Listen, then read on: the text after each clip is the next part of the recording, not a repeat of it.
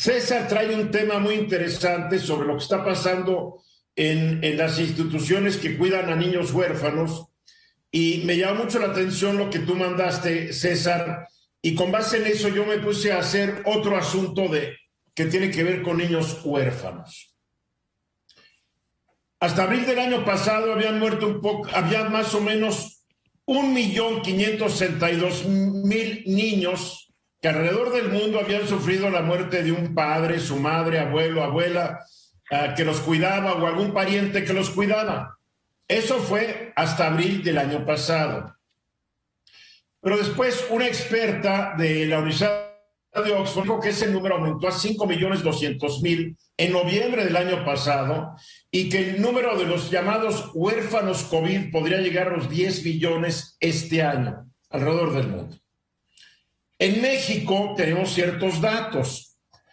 A Carla Angélica Gómez McFarland es investigadora en la Dirección General de Análisis Legislativo del Instituto Belisario Domínguez del Senado de la República, y en agosto del año pasado, basada en un estudio que publicó la revista The Lancet un mes antes, hizo sus cálculos de cuántos niños huérfanos ha dejado el COVID-19 en México. Entonces tenemos que para ella, hasta agosto del año pasado, ya había 244.500 niños y niñas que habían perdido a la persona que los cuidaba, que los educaba y que los protegía. En su mismo análisis, la doctora Gómez McFarland dice que por cada 100 muertes por COVID hay 90 niños y niñas con pérdidas de sus cuidadores primarios o secundarios. Otra vez papás, abuelos, un pariente, una persona. Lo que permite afirmar que hasta el día de hoy en México hay 517.844 niños y niñas que se han quedado en la orfandad por culpa de esta pandemia. ¿De dónde saco este número? Bueno, este número es el 90% de los 575.382 muertos hasta el día de hoy que calcula el Instituto de Métricas y Evaluación de la Salud de la Universidad de Washington, que incluye datos oficiales más todo el exceso de muertos. Estamos hablando de casi 600.000 niños huérfanos. Y la pregunta es, ¿qué va a pasar con ellos? ¿Quién nos va a proteger? ¿Quién nos va a cuidar? ¿Qué está haciendo la sociedad mexicana, ya que hablo de todos nosotros, para prevenir que su vida no sea un infierno? Su situación es verdaderamente difícil. El Banco Mundial dice que estos niños enfrentan una constelación de riesgos que muchas veces llegan rápida y ampliamente. Entre estos riesgos, la pobreza, la desnutrición, el desplazamiento y separación de hermanos u otros miembros de su familia, abandono escolar, depresión, violencia y hasta matrimonio infantil puede surgir de esta pandemia. Para complicar más las cosas, la mayoría de estos niños son pobres, porque de acuerdo a las cuentas más alegres, en México 1 de cada 2 niños es pobre, lo que significa que para que alguno de sus parientes, que seguramente también es pobre, se encargue de ellos, es más difícil, porque representaría esa boca extra para comer, un fuerte sacrificio para la economía de esa familia. Pero tenemos que tener las instituciones públicas y privadas que atienden a niños sin familiares que los cuidan, destacan por su falta de recursos y en la mayoría de ocasiones por la falta de preparación del personal que ahí trabaja. Bueno, es tanta la irresponsabilidad de algunas instituciones que hace algunas semanas una de ellas, allá en Monterrey, Nuevo León, le prestó por un día a un bebé huerfanito a los desalmados, a la desalmada pareja que representan el gobernador de Nuevo León y su esposa influencer, que lo único que hicieron fue tomarse fotos para subir en redes sociales y demostrar que quisieron mucho a su bebé por un día. Esto es un tema de los que no hablamos y que nos debe preocupar. Sí, lo de España es muy importante y los tiros que trae el presidente con la prensa es muy importante, y la inflación y la economía, pero estamos hablando aquí de casi 600,000 niños que su futuro se ve más que negro. Tú me inspiraste al tema, César. Gracias. Sí, es una situación muy problemática. Yo creo que sí es importante y sobre todo dejar por un momento lo urgente para atender lo importante.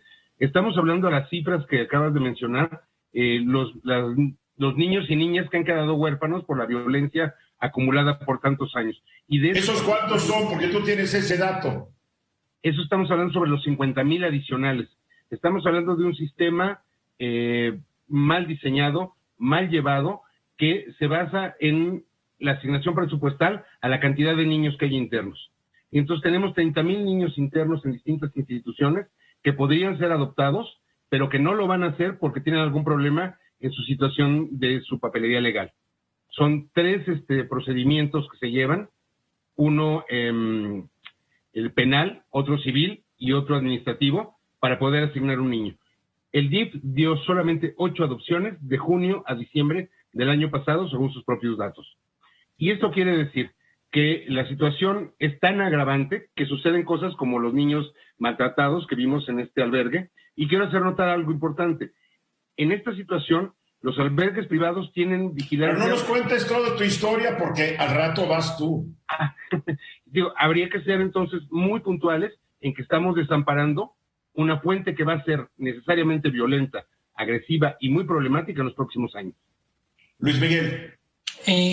Tomé rápido nota de los problemas que enumerabas y tenemos temas de los reglamentos y las instituciones no son adecuadas, no tienen presupuesto y tampoco tenemos los recursos humanos. Leí el otro día una definición de crisis que me gustó mucho y es: una crisis es también la falta de imaginación en el sentido de no ser capaz de pensar todo lo que se requiere. Tenemos instituciones que ya no podían con una realidad tradicional, se les viene la epidemia de violencia más la pandemia y quedan triplemente desbordados. Marco. Parte del problema es que la pandemia tiene muchas aristas, tiene muchas consecuencias, afectó muchas áreas, como este caso que bien traen ustedes a colación, pero también está deserción escolar, está abandono laboral, diferentes tipos de problemáticas. No tenemos nadie que se esté encargando de irle dando seguimiento e irlos colocando, pues, en términos de pedir la atención e irlos abordando. Traemos unos rezagos enormes, nos faltan muchos estudios de impactos y, por supuesto, no estamos reaccionando ni visualizando todo el profundo daño que nos está causando esta pandemia, más los problemas que ya traíamos sin resolver. A mí lo que me preocupa mucho es que el presidente dijo que su estrategia para atacar la delincuencia era reconstituir la fibra social.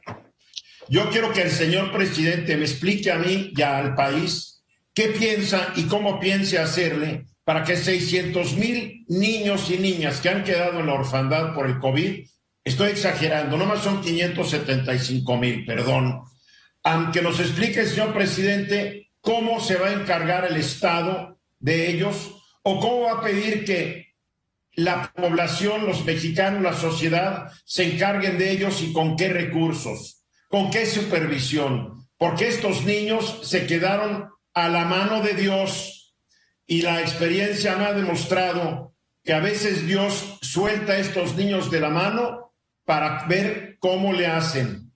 Entonces, no hay tejido social que se esté reconstituyendo. Y ya lo dijiste tú, César, de estos 575,000, ¿cuántos no acabarán trabajando a falta de una familia? Trabajando para la delincuencia organizada que se convertirá en la familia que los adopte para bien, para mal de ellos y para mal del país. Hay que pensar en estos temas que no se están manejando y en la mañanera resultarían totalmente ajenos a la imaginación de alguno de los paleros que le hace preguntas al señor presidente de la República.